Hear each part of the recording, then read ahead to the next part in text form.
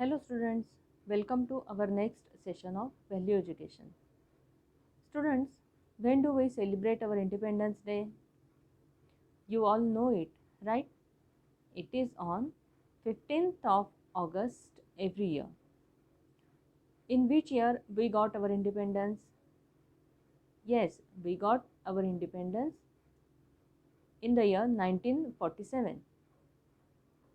So now listen the story of our Independence Day. India became free from the British rule on 15th August 1947 after a long struggle for independence. So, it is a memorable day in the history of India. Our struggle for independence was unique because it was non-violent. In order to drive away British from India, the leaders of the freedom movement fought very bravely. Mahatma Gandhi launched the non-cooperation movement, the civil disobedience movement, the Quit India movement, Dandi March, etc. At last, the British accepted defeat after the World War II ended. The British government did not get any international support and could not control an increasingly restless India. So they decided to end the British rule in India.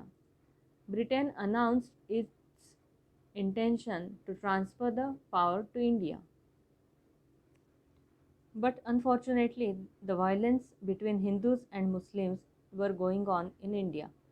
Therefore, then the Viceroy of India, Mountbatten, postponed the date for transfer of power.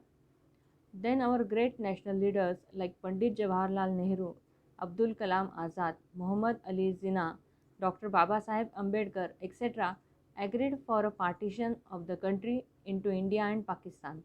They also divided the provinces of Punjab and Bengal. Thus, on 14th August 1947, the new Dominion of Pakistan came into existence. Muhammad Ali Jinnah was sworn in as its first Governor General in Karachi. Now, a smaller nation, Union of India, became an independent country. Now, see the meaning of hard words. Viceroy means someone who represents a king or queen and rules for him in another country. Province means a principal administrative division of a country. Dominion, the territory of a government. At the time of independence, the violence between Hindus and Muslims were going on. So our great national leaders like Pandit Jawaharlal Nehru, Abdul Kalam Azad, Muhammad Ali Jinnah, Dr. Baba Saheb Ambedkar, etc. agreed for a partition of the country into India and Pakistan. Then a new country, Pakistan, came into existence. Now next paragraph. At the stroke of midnight, as India moved on to 15th August 1947, Jawaharlal Nehru read out the famous tryst proclaiming India's independence. Now India, a smaller union of India, became an independent country. All official ceremonies took place in New Delhi and Jawaharlal Nehru assumed the office of the first Prime Minister of India. Now see the meaning of hard words. Tryst means an appointed meeting or agreement to meet. Proclaiming means announce officially or publicly. On 15th August 1947, Pandit Jawaharlal Nehru delivered a speech, Tryst, and officially declared India as independent country, and Pandit Jawaharlal Nehru was selected the first Prime Minister of India. On 15th August 1947, Pandit Jawaharlal Nehru delivered a speech, Tryst, and officially declared India as independent country, and Pandit Jawaharlal Nehru was selected the first Prime Minister of India. Now next paragraph. In his memorable speech at the Red Fort, Pandit Jawaharlal Nehru unfurled the Indian tricolor flag. The hearts of Indians were filled with hope and pride for new India. It is a day of rejoice. At the same time, it is a day to remember all the martyrs who laid down their lives for the freedom of the country. Now, see the meaning of hard words.